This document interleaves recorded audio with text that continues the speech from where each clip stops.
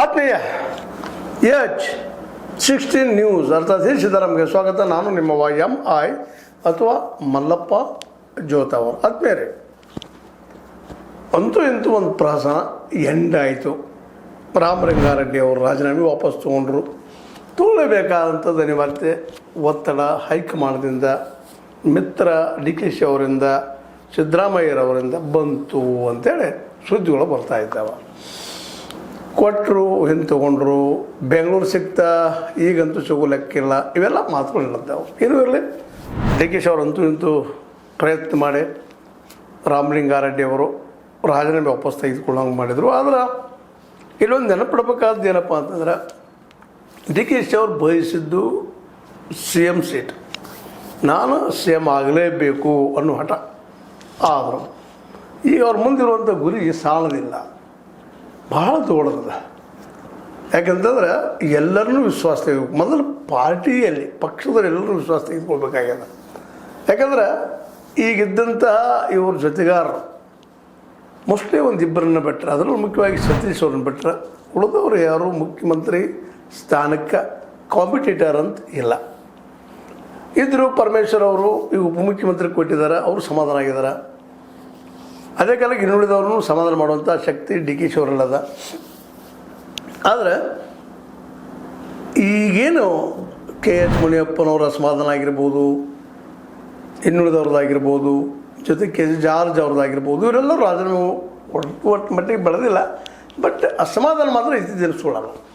ಹೀಗಾಗಿ ಈಗ ಮೊದಲನೇ ಟಾಸ್ಕ್ ಏನಪ್ಪ DK ಶಿ ಅವ್ರದ್ದು, ತಮ್ಮ ಪಕ್ಷದಲ್ಲಿಯ ಎಲ್ಲ ಹಿರಿಯ ತಮ್ಮ ಕೆಲಸಗಾರರಲ್ಲ, ತಮ್ಮಂದಿ ಕೆಲಸ ಮಾಡೋರನ್ನ ವಿಶ್ವಾಸ ತೆಗೆದುಕೊಳ್ಬೇಕಾಗ್ಯದ. ಇದು ಭಾಳ ಮಹತ್ವದ್ದು.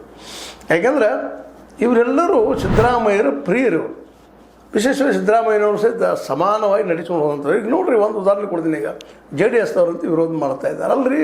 ಪ್ರತಿಯೊಂದು ಸರ್ಕಾರಿ ಜಾಹೀರಾತಿನಲ್ಲೇ DK ಶಿವಕುಮಾರ್ ಒಬ್ಬರದೇ ಯಾಕೆ? ಸ್ವತಂತ್ರವಾದ ಮೀಡಿಯಾಗೆ ಬೇಕಾಗಿರುವುದು ಸ್ವತಂತ್ರ ಧ್ವನಿ. ಆ ಸ್ವತಂತ್ರ ಧ್ವನಿ ಉಳಿಸಲು ನೀವು ಮಾಡಬೇಕಾದದ್ದು ಇಷ್ಟೇ. ಅದೇನಪ್ಪಾ ಅಂತಂತಂದ್ರೆ, ನಿಮ್ಮ ಕೈಲಾದಷ್ಟು ಸಹಾಯ ಈ ಚಾನಲ್ಗೆ ಮಾಡಿ ಹಾಗೂ ನಿಮ್ಮ ಧ್ವನಿಯನ್ನು ಕಾಪಾಡಿಕೊಳ್ಳಿ.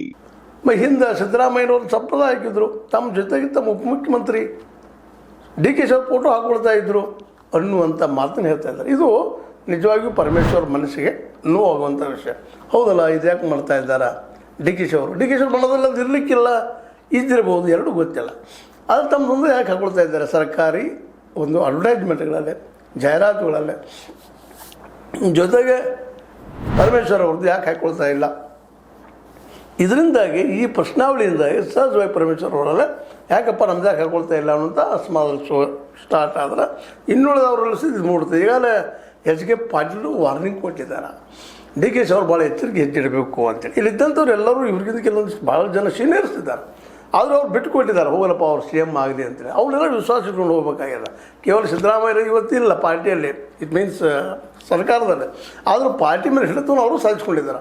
ಇದೇ ವಿಷಯವನ್ನು ಮುಂದಿನ ದಿನದಲ್ಲೇ ದೊಡ್ಡದ ಮಾಡಿದರೆ, ಅದು ದೊಡ್ಡದಾದ್ರೆ ಇದರ ದುಷ್ಪರಿಣಾಮ ಯಾರ ಮೇಲೆ ಆಗೋದು? DK ಶಿವಕುಮಾರ್ ಅವ್ರ ಮೇಲೆ. ಏನು ಅವ್ರ ಫೋಟೋ ಹಾಕ್ಕೊಂಡಿದ್ದು ಏನಾಗೋದು? ಸಂಪ್ರದಾಯ ಪದದಿಂದ ಅದೇನು ರೂಲ್ಸ್ ಇಲ್ಲ, ಹಾಕೋಬಾರ್ದು. ಯಾವುದೂ ರೂಲ್ಸ್ ಇರಲಿಲ್ಲ, ರೂಲ್ಸ್ ನಾವು ಮಾಡ್ಕೊಂಡಿದ್ದೀವಿ. ಕೆಲವೊಂದಿಷ್ಟು ನಾವು ರೂಲ್ಸ್ ಮಾಡ್ಕೋಬೇಕಾಗ್ತದೆ, ಪರಂಪರೆಗಳನ್ನ ಹಾಕೋಬೇಕಾಗ್ತದೆ. ಒಳ್ಳೆಯದಿಲ್ಲ, ಕೆಟ್ಟದಿದ್ರೆ ಬಿಡೋಣ, ಅದನ್ನು ಪ್ರಶ್ನೆ ಇಲ್ಲ. ತಮ್ಮ ಜೊತೆಗೆ ಪರಮೇಶ್ವರರು ಹಾಕ್ಕೊಂಡ್ರೆ ಇನ್ನೊಂದು ಸ್ವಲ್ಪ ಪರಮೇಶ್ವರಿಗೆ ವಿಶ್ವಾಸ ಮಾಡಿ, ಇನ್ನುಳಿದವ್ರಿಗೆ ವಿಶ್ವಾಸ ಮಾಡಿ, ಇಲ್ಲಪ್ಪ ಈ ಮನುಷ್ಯರು ಎಲ್ಲರನ್ನೂ ವಿಶ್ವಾಸ ತೆಗೆದುಕೊಂಡು ಹೋಗ್ತಾರೆ ಅನ್ನೋಂಥ ಭಾವ ಬರ್ತದೆ. ಆ ನೆಲೆಯಲ್ಲೇ ಅಂತೂ ಇಂತೂ ಹೇಗೋ ನಮ್ಮ DK ಶಿವಕುಮಾರ್ ಅವರು ರಾಮಲಿಂಗಾರೆಡ್ಡಿ ಅವ್ರನ್ನ ಒಪ್ಪಿಸಿದ್ದಾರೆ. ಒಪ್ಪಿಸೋದಷ್ಟೇ ಅಲ್ಲ, ಅವರನ್ನು ಮತ್ತೆ ಮರಳಿ ಕ್ಯಾಬಿನೆಟ್ ತೊಗೊಂಬಂದಿದ್ದಾರೆ. ಆ ರಾಜೀನಾಮೆ ಹಿಂತೊಳಗೆ ಹಚ್ಚಿದ್ದಾರೆ. ಇವೆಲ್ಲ ಒಳ್ಳೆಯ ಸಂಗತಿಗಳಾದರೂ ಸಹಿತ ಈ ಪರಮೇಶ್ವರ್ ಅವರನ್ನು, ಅವರ ಫೋಟೋವನ್ನು ಅಡ್ವರ್ಟೈಸ್ಗಳಲ್ಲೇ ತೆಗೆದು ಹಾಕಿದ್ದು ಸ್ವಲ್ಪ ಯಾರಿಗಾದರೂ ನೋವಾಗುವಂಥ ವಿಷಯ ಅಂತೇಳಿ. ಇವೆಲ್ಲ ಡೆವಲಪ್ಮೆಂಟ್ ನೋಡ್ಕೊಂಡನ ಕೆಲವು ನಿರ್ಧಾರಗಳು ತಾವು ಸ್ವತಃ ತೊಗೊಳ್ತಾ ಇದ್ದಾರೆ. ತೊಗೊಳ್ಳಿ ತಪ್ಪಲ್ಲ. ಯಾಕೆಂತಂದ್ರೆ ಮುಖ್ಯಮಂತ್ರಿಗೆ ಪವರ್ ಅದ, ಅದವ್ರಿಗೆ ಆಡಳಿತ ಮಾಡಕ್ಕೆ ಕೊಟ್ಟಾಗ ನೀವು ಅದನ್ನು ಮಾಡಬೇಡ್ರಿ, ಇದನ್ನು ಮಾಡಬೇಡ್ರಿ, ಪ್ರತಿಯೊಂದಕ್ಕೂ ಅಡ್ಡ ಹಾಕುವಂಥ ಕೆಲಸ ಯಾರೂ ಮಾಡಿದ್ರೆ ತಪ್ಪನದು. ಆದ್ರೆ ಅದು ಹೆಂಗಿರ್ಬೇಕಪ್ಪ ಅಂದರೆ, ಇನ್ನುಳಿದವ್ರನ್ನ ವಿಶ್ವಾಸ ತೆಗೆದುಕೊಳ್ಬೇಕು. ತಾವು ಮಾಡಬೇಕಾಗಿದ್ದು ವಿಶ್ವಾಸನ ಅವ್ರ ಬಾಯಿಂದ ಬರುವಂಗೆ ಮಾಡಬೇಕು ಅಂದಾಗ ಅದೊಂದು ಎಲ್ಲರಲ್ಲೂ ಒಗ್ಗಟ್ಟು ಬಂದುಬಿಡ್ತದೆ. ಹೌದು ನಮ್ಮವ್ರ ಡಿ ಕೆ ಶಿ ಅವರು ಅನ್ನುವಂಥದ್ದು. ಯಾಕಂದ್ರೆ ಎದುರಾಳಿ ಸಾಮಾನ್ಯರಿಲ್ಲ. ಇದು 2022ರಲ್ಲಿ ಗೆಲ್ಲುವುದು ಕೇವಲ ಡಿ ಕೆ ಶಿ ಒಬ್ಬರು ನೋಡಿ ಮತ ಹಾಕುವುದಿಲ್ಲ ಅನ್ನೋದು ಗೊತ್ತಿರಬೇಕಿಲ್ಲ. ಯಾಕಂತಂದ್ರೆ ಡಿ ಕೆ ಶಿ ಅವರು ನೋಡಿ ಮತ ಹಾಕಿದಾರ ಇಲ್ಲ, ಹಿಂದಿನ ಚುನಾವಣೆಯಲ್ಲಿ ಎಲ್ಲರೂ ಕೂಡಿ ಸಹಕಾರ ಮಾಡಿದಾಗ, ಎಲ್ಲರೂ ಕೂಡಿ ಹೋರಾಟ ಮಾಡಿದಾಗ ಆಗ್ಯದ. ಕೇವಲ ಡಿ ಕೆ ಶಿ ಒಬ್ಬರಿಂದ ಆಯಿತು, ಸಿದ್ದರಾಮಯ್ಯ ಒಬ್ಬರಿಂದ ಆಯಿತು, ಸತೀಶ್ ಅವರಿಂದ ಒಬ್ಬರಿಂದ ಆಯಿತು, ಇನ್ನುಳಿದವರಿಂದ ಆಯಿತು ಅನ್ನೋದಲ್ಲ. ಎಲ್ಲರೂ ಒಗ್ಗಟ್ಟಿನಿಂದ 2023ರಲ್ಲೇ ಕಾಂಗ್ರೆಸ್ ಸರ್ಕಾರ ಆಗೋದಕ್ಕೆ ಎಲ್ಲರೂ ಒಂದು ಹೋರಾಟ ಅದ. ಅದನ್ನು ಇಲ್ಲಿ ಡಿ ಕೆ ಶಿ ಅವರು ಸಹಿತ ನೆನಪಿಡಬೇಕು. ಇನ್ನೊಬ್ರಿಗೆ ಹೇಳೋಕ್ಕಿಂತ ತಾವು ಮೊದಲು ಅಳವಡಿಸ್ಕೋಬೇಕಾಗಿದೆ. ಇವತ್ತು ಎಲ್ಲರೂ ವಿಶ್ವಾಸ ಇದ್ಕೊಳ್ಳಿ. ಜೊತೆ ತಮ್ಮ ರಾಜಕೀಯ ಪ್ರತಿಸ್ಪರ್ಧಿ ಯಾರಿದ್ದಾರೆ, ಪ್ರತಿದ್ವಂದ್ವಿ ಯಾರಿದ್ದಾರೆ, ಅವ್ರ ಮೇಲೆ ಕಣ್ಣಿಟ್ಕೊಂಡು ಅದು ಯಾರಾದರೂ ಮಾಡುವಂಥ ವಿಷಯನೇ ಎಲ್ಲ ರಾಜಕಾರಣಿಗಳು ಮಾಡೇ ಮಾಡ್ತಾರೆ. ಒಂದು ದೊಡ್ಡ ಆಲದ ಮರ ಬೆಳೀತಂದರೆ ಅದಕ್ಕೆ ಇನ್ನೊಂದು ಮರವನ್ನು ಬೆಳಗ್ಗೆ ಬಿಡೋದಿಲ್ಲ. ಸಹಜ ಅದು ಎಲ್ಲರಿಗೂ ಗೊತ್ತಿರುವಂಥ open secretaries.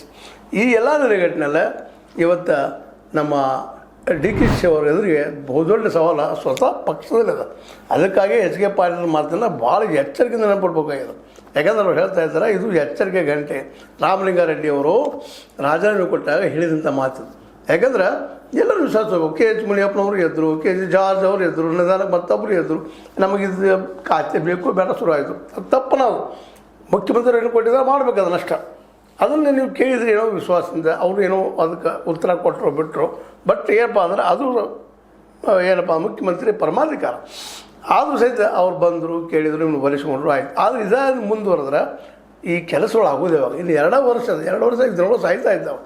Days are gone, ಹೋಗ್ತಾ ಇದ್ದಾವೆ. ಅದಕ್ಕಾಗಿ ಈ ಒಂದು ಅತ್ಯಂತ ಸಂಘರ್ಷದ್ದು ಮತ್ತು ನಿರ್ಣಾಯಕ ಘಟ್ಟದಲ್ಲಿ ಡಿ ಕೆ ಶಿ ಅವರು ಮೊದಲು ತಮ್ಮ ಪಾರ್ಟಿಯ ಸರ್ವರನ್ನು ವಿಶ್ವಾಸ ತೆಗೆದುಕೊಂಡ ಮೊದಲು ತಮ್ಮ ಜೊತೆಗೆ ಪರಮೇಶ್ವರ್ ಅವ್ರ ಫೋಟೋನು ಹಾಕ್ಕೊಂಡು ಇನ್ನೂ ಭಾಳ ಉತ್ತಮ. ಯಾಕಂದರೆ ಹಿರಿಯರು ಬೇಕಿಲ್ಲ. ಕೇವಲ ಕಿರಿಯರಿಂದ ಎಲ್ಲ ಆಗ್ತದಂತಲ್ಲ, ಹಿರಿಯರು ಬೇಕು. ಹೌದು, ಹೆಂಗಿರ್ತಾರೆ, ಓಡಾಡ್ತಾರೆ, ಮಾಡ್ತಾರೆ, ಅವ್ರ ಸಹಾಯ ಸಹಕಾರ ಬೇಕು ಸರಿ. ಆದರೆ ಅದೇ ಕಾರಣಕ್ಕೆ ಹಿರಿಯರ ಮಾರ್ಗದರ್ಶನ ಅದು ಅಷ್ಟೇ ಮುಖ್ಯದ. ಒಂದು ಏನೋ 10-15 ಜನ ಇದ್ದಾರೆ ಇವ್ರಿಗೆ ಸೀನಿಯರ್ಸ್, ಅವ್ರಿಗೆಲ್ಲ ವಿಶ್ವಾಸ ತೆಗೆದುಕೊಂಡು ಒಂದಿಷ್ಟು ಕೆಲಸ ಕೊಟ್ಟರೆ ಅವರು ಮಾಡೋಂಗಿದ್ದಾರೆ. ಆ ದಿಶೆಯಲ್ಲೇ ಡಿ ಕೆ ಶಿವಕುಮಾರ್ ಅವರು ಒಳ್ಳೆ ಹೆಜ್ಜೆ ಇಡಬಹುದು, ಇಡ್ತಾರೆ ಅನ್ನೋಂಥ ಮಾತನ್ನು ಇಲ್ಲೇ ಪ್ರಸ್ತಾಪಿಸ್ತಾ, ಇನ್ನೊಂದ್ರ ಜೊತೆಗೆ ಇಲ್ಲೇ ಇನ್ನೊಂದು ನಮ್ಮ ಬಿ ಕೆ ಹರಿಪ್ರಸಾದ್ ಅವರು ಸಹಿತ ಪಕ್ಷದ ಕೆಲಸ ಅಲ್ಲ, ಒಳ್ಳೆ ನಿಷ್ಠುರವಾಗಿ ಕಾಂಗ್ರೆಸ್ ಸಿದ್ಧಾಂತಿ ಅವರು. ಲೆಫ್ಟ್ ಅನ್ನೋದಿಲ್ಲ, ರೈಟ್ ಅನ್ನೋದಿಲ್ಲ, ಅವ್ರಿಗೆ ಯಾವುದೂ ಅಲ್ಲ. ಅವರು ಕಾಂಗ್ರೆಸ್ ಸಿದ್ಧಾಂತಿ, ಜಾತ್ಯತೀತವಾದಿ ನೆಲೆಗಟ್ಟಿನೆಲ್ಲ ಬೆಳೆದಂಥವ್ರು. ಅವರು ಸಹಾಯ ಸಹಕಾರವನ್ನು ಪಡ್ಕೊಳ್ತಾರೆ. ಯಾಕಂದ್ರೆ ಅವರಿಬ್ಬರೂ ಜೋಡಿಸಿದ್ದು ಒಂದು ಭಾಳ ಗಮನಿಸ್ಬೇಕಾಗಿದ್ದೇನಪ್ಪ ಅಂದ್ರೆ ಮೂಲ ಕಾಂಗ್ರೆಸ್ ಅಂದರೆ ಕಾಂಗ್ರೆಸ್ಸನ್ನು ಸದೃಢ ಮಾಡೋ ವಿಷಯ. ಹೆಜ್ಜೆಗಳೇನೋ ಸರಿ ಇದ್ದಾವೆ, ಎಲ್ಲರೂ ಇಲ್ಲಂತಲ್ಲ. ಆದರೆ ಆ ಹೆಜ್ಜೆಗಳನ್ನು ಎಲ್ಲರ ಜೊತೆಗೆ ಮಾತನಾಡಿ ವಿಶ್ವಾಸ ತೆಗೆದುಕೊಂಡಿಟ್ಟರೆ ಇನ್ನೂ ಒಂದಿಷ್ಟು ಬಲಿಷ್ಠವಾದಂಥ ಏನಪ್ಪ ಅಂದ್ರೆ ಗಟ್ಟಿ ತಳಪಾಯದಂಥ ಒಂದು ಸಂಘಟನೆ ಮಾಡ್ಬೋದು, ಕಾಂಗ್ರೆಸ್ಸನ್ನು ಬೆಳೆಸ್ಬೋದು. ಈ ನೆಲೆಗಟ್ಟಲ್ಲಿ ಇವತ್ತು ಈ ನಮ್ಮ ಡಿ ಕೆ ಶಿ ಅವ್ರಿಗೆ ಕೆಲವು ವಿಚಾರಗಳನ್ನು ಹೇಳಬೇಕಾಗಿತ್ತು, ಹೇಳೋದು ಈ ವಿಷಯದಲ್ಲೇ. ಯಾಕಂದ್ರೆ ಮೊದಲನೇದಾಗಿ ವಿಶ್ವಾಸ ತೆಗೆದು ಕಾಂಗ್ರೆಸ್ಸನ್ನು, ಎರಡನೇದಾಗಿ ಎದುರಾಳಿ ಏನು ಸಾಮಾನ್ಯರಿಲ್ಲ, ಅದರಲ್ಲೂ ಮುಖ್ಯವಾಗಿ BJP ಮತ್ತು JDS ಕೂಡಿದ್ರೆ ಇನ್ನೂ ಕಷ್ಟ ಆಗ್ತದೆ ಅನ್ನುವಂಥ ಮಾತನ್ನು. ಯಾಕಂದ್ರೆ ಮತ್ತು ಇನ್ನೊಂದು ಮಾತಿಗೆ ಭಾಳ ಸೂಕ್ಷ್ಮಗೊಳಿಸ್ಬೇಕಾಗ್ಯದ. ಸಿದ್ದರಾಮಯ್ಯ ಡಿ ಕೆ ಶಿ ಅವರು ಏನಪ್ಪ ಅಂತಂದ್ರೆ ಒಕ್ಕಲಿಗರು ಇನ್ನೂ ದೇವೇಗೌಡರ ಮೇಲೆ ಪ್ರೀತಿ ವಿಶ್ವಾಸ ಇಟ್ಟಿದ್ದಾರೆ. ಮತ್ತು HDKನೇ ನಿಜವಾದ ಒಕ್ಕಲಿಗರು ಲೀಡರ್ ಅನ್ನುವಂಥ ಮಾತುಗಳು ಆ ಭಾಗದಲ್ಲಿ ಕೇಳಿ ಬರೋದರಿಂದ ಈಗ ಒಕ್ಕಲಿಗರ ವಿಶ್ವಾಸ ತೆಗೆದುಕೊಳ್ಳೋ ಜೊತೆಗೆ ಜಾತ್ಯತೀತವಾಗಿ ಇಡೀ ವ್ಯವಸ್ಥೆಯನ್ನು ಕಾಂಗ್ರೆಸ್ ತನ್ನ ಜೊತೆಗೆ ತೆಗೆದುಕೊಂಡು ಹೋಗುವಂಥ ಕೆಲಸವನ್ನು ಡಿ ಕೆ ಶಿ ಅವರು ಜವಾಬ್ದಾರಿಯನ್ನು ಮಾಡಬೇಕಾಗಿದೆ. ಅದು ಮಾಡ್ತಾರೆ ಅನ್ನೋ ಭರವಸೆ ಇದೆ. ಬಟ್ ಇನ್ನು ಮುಖ್ಯ ಅಂದರೆ ಈ ಜನರಿಗೆ ಏನು ಮಾಡ್ತಾ ಇದ್ದೀರಿ ನೀವು ಅಂತೇಳಿ ಅನ್ನೋ ಪ್ರಶ್ನೆಗಳು ಕೇಳಿ ಬರ್ತಾ ಇದ್ದಾವೆ. ಈಗಾಗಲೇ 2-3 ದಿನ ಈ ರಾಜಕೀಯ ಪ್ರವಾಸ ನಡೆದಿದ್ದು, ನಾ ಹೋಗ್ತನು ಬರ್ತನು ರಾಜೀನಾಮೆ ಕೊಡ್ತನು ಅನ್ನೋ ದೊಡ್ಡ ಸುದ್ದಿ ಆದಾಗ ಜನ ಮಾತಾಡಿದರು, ಈ ರಾಜಕಾರಣಿಗಳಿಗೆ ಅದರಲ್ಲೂ ಕಾಂಗ್ರೆಸ್ಸರಿಗೆ ಆಳಲಿಕ್ಕೆ ಬರೋದಿಲ್ಲಪ್ಪ, ಇವರು ಇನ್ನೂ ತಮ್ಮ ಮೂಲ ಬುದ್ಧಿ ಬಿಟ್ಟಿಲ್ಲ ಅನ್ನುವಂಥ ಮಾತುಗಳು ಅಲ್ಲೆಲ್ಲ ಕೇಳಿ ಬಂದಿದ್ದಾವೆ. ಏನಂತೀರಿ ಇದಕ್ಕೆ ಡಿ ಕೆ ಶಿ ಅವರ? ನಾವು ಹೇಳೋದು ಸುಳ್ಳು ಅನಿಸ್ಬೋದು ನಿಮಗೆ, ಬಟ್ ಜನ ಮಾತಾಡೋದೇನು ಸುಳ್ಳಲ್ಲ ಅಂತ ಹೇಳ್ತಾ, ಇದು ನಿಮ್ಗೆ ಲೈಕ್ ಆಗಿರ್ಬೋದು. ಲೈಕ್ ಮಾಡಿ, ಶೇರ್ ಮಾಡಿ, ಕಮೆಂಟ್ ಮಾಡಿರಿ. ಜೊತೆಗೆ ಸಬ್ಸ್ಕ್ರೈಬ್ ನಿಲ್ಲಿಸ್ಬೇಡ್ರಿ. H16 ನ್ಯೂಸ್ ಅರ್ಥ ಸೇರಿಸಿದ್ದಾರೆ ಸತ್ಯದ ಕೈಗಡೆ ವಂದನೆಗಳು. ಆತ್ಮೀಯ ಸಾರ್ವಜನಿಕರಲ್ಲಿ H16 ಅರ್ಥಾತ್ ಸೀತಾರಾಮದಿಂದ ಒಂದು ಮನವಿ. ಈ ಸಂಸ್ಥೆ ಭ್ರಷ್ಟಾಚಾರ, ಅನ್ಯಾಯ, ಅತ್ಯಾಚಾರಗಳಿಂದ ನೊಂದವರ ವೇದಿಕೆ. ಅನ್ಯಾಯಕೋರರ, ಭೂಗಳ್ಳರ, ನಶಾ ಸಾರಾಯಿ ಮಾಫಿಯಾಗಳ ವಿರುದ್ಧದ ಧ್ವನಿ. ರೈತರ ಕಾರ್ಮಿಕರ ಬಿದ್ದ ಸಮುದಾಯ ಜನರ ಧ್ವನಿ ಬೆಂಬಲವಾಗಿ ನಿಂತು ತನುಮನ ಧನದ ಸಹಾಯಕ್ಕೆ ಸಾರ್ವಜನಿಕರಲ್ಲಿ ಕೋರಿಕೆ.